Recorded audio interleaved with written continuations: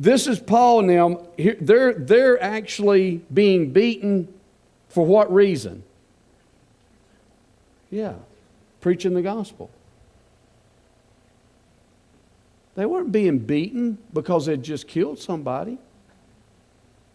They weren't being beaten because they'd robbed somebody. They were being beaten because they were spreading the gospel. People say, well, you mean God caused them to be beaten? No. Satan caused them to be beaten. Why? Because he didn't want the gospel spread. What was God's intent for everybody watching and everybody listening? It's real simple. It's always the same.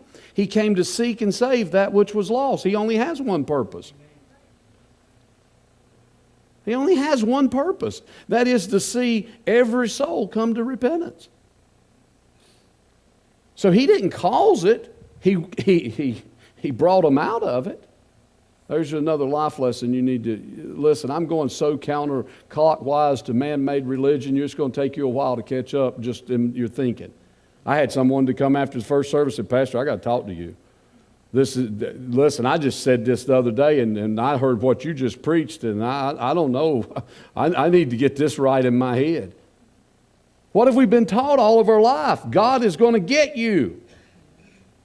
Or we'll hear things like this. Somebody experienced tremendous tragedy in their family, and somebody that knows everything that really don't know anything will say to them, oh, God just done this to teach your family a lesson. And then we buy that stuff like the gospel. That ain't the gospel. There's nothing good news about that. The good news is that here's the bottom line to every theological question I think you could ask yourself. John 10:10, the thief, which is Satan, came to steal, kill, and destroy. Jesus said, I came that you may have life and have it abundantly. If you can just settle in your heart today, that's the gospel. That's the good news. Then everything begins to change in your life.